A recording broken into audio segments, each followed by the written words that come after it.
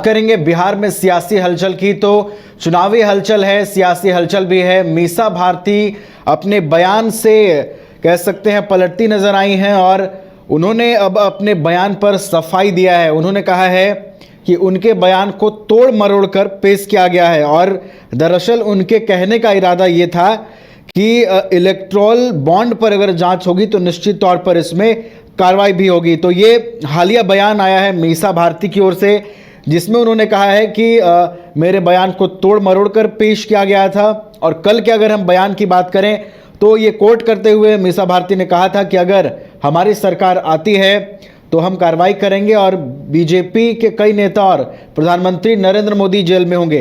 हालांकि इस बयान का खंडन आज किया है मीसा भारती ने। उन्होंने कहा है कि मेरा ये इरादा नहीं था, तोड़ मरोड़ कर पेश किया गया है और मेरा कहने का मतलब ये था कि इलेक्टोरल बॉन्ड मामले में अगर कार्रवाई होती है तो कई नेता जेल में होंगे। हमारे साथ इस पर अधिक चर्चा के लिए वरिष्ठ सहयोगी अभिषेक जुड़े हुए हैं हमारे साथ पटना स्टूडियो से। अभिषेक के पास चलते हैं। अभिषेक, मीसा भारती का एक और बयान सामने आया है जिसमें वो सफाई देती हुई नजर आ रही हैं। वो कह रही हैं कि तोड़ मरोड़ कर उनके बयान को पेश किया गया है। क्या लगता है अभिषेक? देखिए, सबसे बड़ी बात की जिस तरह से मीसा भारती का बयान आया और कहा कि अगर मामले की जांच होगी तो प्रधानमंत्री से कई केंद्रीय मंत्री जेल के खिलाफ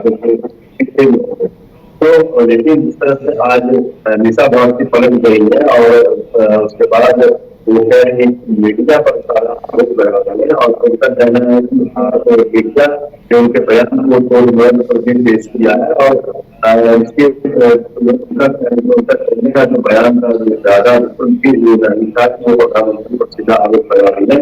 तो उन्होंने यह कहा है कि अगर बोर्ड की सही जांच हुई तो कई लोगों पर कार्रवाई होगी।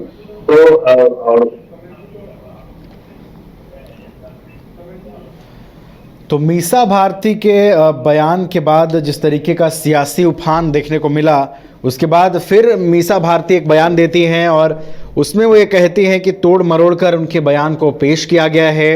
और आपको देखिए ये भी बताते चलें कि बयानबाजी का दौर जारी है।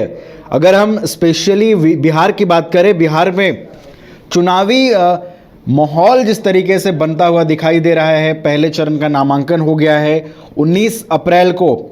पहले चरण में कई जगहों पर मतदान होना है और इस मतदान से पहले आपको बता दें कि चुनावी प्रचार काफ़ी तेज़ी से चल रहा है। चाहे महागठबंधन की बात करें या फिर बिहार की सत्ता में काबिज बीजेपी और जनता दल यूनाइटेड की बात करें, एनडीए की बात करें, तो चुनावी अभियान में पार्टियां बहुत जोर शोर से जुटी हुई हैं और इसी बीच कुछ ऐसी राजनीतिक घटनाएं भी घट रही हैं जो चर्चा का विषय बन जा रही हैं। अब इसी में से आप देख लीजिए कि बयान आता है मीसा भारती का कल पीएम मोदी को लेकर, उनके सत्ता में आने के बाद उनका क्या स्टैंड होगा इसको लेकर, और फिर उस बयान के बाद सियासी उफान देखने को मिलता है और फिर उसका आज बचाव करते नजर आई हैं मीसा भारती, जो पाटलिपुत्र से राष्ट्रीय जनता दल की उम्मीदवार हैं। एक बार फिर से हमारे साथ हमारे वरिष्ठ सहयोगी अभिषेक जुड़ गए हैं। अभिषेक, तो हम चर्चा उसी पर फिर से करेंगे। मीसा भारती ने जिस तरीके से सफाई दी है और कहा यह है कि मेरा इरादा वो नहीं था कहने का, मेरा इरादा ये कहने का था कि इलेक्टोरल बॉन्ड मामले में अगर कार्रवाई होगी तो कई केंद्रीय मंत्री जेल में होंगे।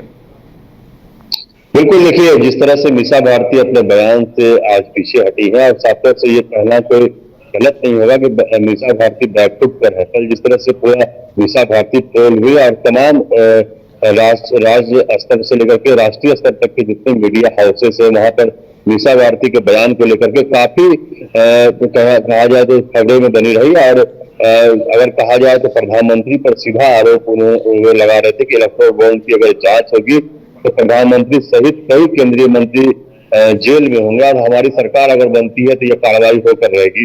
तो ये एक तरीके से जिस तरह का आरोप था और उसका सीधा कहना था कि अगर सरकार बनती है इंडिया गठबंधन की और उसके नेतृत्व में जब सरकार बन जाएगी तो फिर इसकी जांच होगी और प्रधानमंत्री सहित कई केंद्रीय मंत्री जेल के सलाखों के पीछे होंगे। हालांकि जब लगातार मीडिया में वो ट्रोल हुई और सोशल मीडिया पर भी कई तरह से उन पर सवाल किए गए, तो आज जब मीसा भारती फिर से एक बार चुनावी यात्रा के लिए, चुनावी सभाओं के लिए निकलने लगी तो फिर मीडिया से बातचीत में आवाज से निकलने के बाद जब उनसे पूछा गया कि आप प्रधानमंत्री पूरे इस तरह का जब बयान दी, तो वो सीधा आरोप लगाने लगी मीडिया के ऊपर ही, और उनका कहना था कि मीडिया उनके बयान को तोड़ मरोड़ करके पेश की है और ऐसी कोई उनकी मंशा नहीं थी। उन्होंने कभी भी यह नहीं कहा है कि प्रधानमंत्री जेल के सलाखों के पीछे रहेंगे। हाँ, उन्होंने यह जरूर कहा कि अगर इलेक्टोरल बॉन्ड मामले की जांच होगी तो कई लोग सलाखों के पीछे जाएंगे और इसकी जांच होनी चाहिए। तो मनीष, एक तरीके से ये कहा जा सकता है कि जिस तरह से मीसा भारती कल एग्रेसिव थी, जब आज बयान लिया गया, जब उनसे बातचीत हुई मीडिया से, तो वो बिल्कुल बैकफुट पर दिखी है। बिल्कुल, ये बैकफुट पर तो नजर आई, जिस तरीके से अपने बयान का बचाव करती नजर आई। अभिषेक, एक और चीज समझना चाहेंगे, जिस तरीके से देखिए चुनाव प्रचार को लेकर अब सभी राजनीतिक पार्टियां जो हैं वो चुनाव प्रचार को अमली जामा पहनाने में लगी हैं, चुनावी सभाएं हो रही हैं, डोर टू डोर कैंपेनिंग हो रही हैं लोगों की। तो देखिए इस तरीके के जो बयान सामने आ रहे हैं और बयान से अब पलटने का भी दौर दिख रहा है, तो ये एक मीसा भारती जिस तरीके से पलटी है अपने बयान से, ये एक संकेत भी है कि चुनावी माहौल में इस तरीके के बयान से कहीं ना कहीं बचने की मंशा दिख रही है। बिल्कुल, देखिए अगर आचार संहिता उल्लंघन का मामला हो जाए और अगर चुनाव आयोग कोई सख्ती बरत ले तो मीसा भारती की मुश्किलें बढ़ सकती है।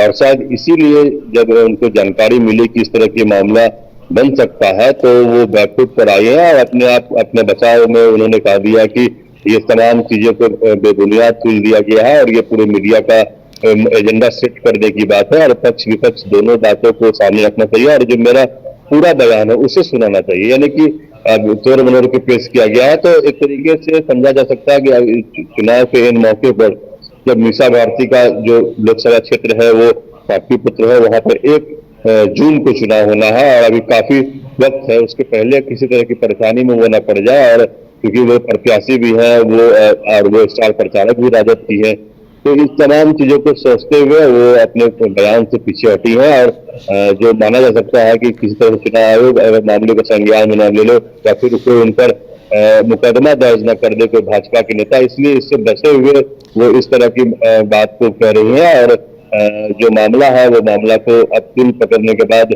वो मामले को ठंडाने की कोशिश कर रहे हैं। जी नवल। 5 राज्य, 61 शहर, 150 प्रोजेक्ट और 1 वास्तु विहार। नई सोच, नया घर। बनाए रखिए अपना प्यार, सेवा में है वास्तु विहार।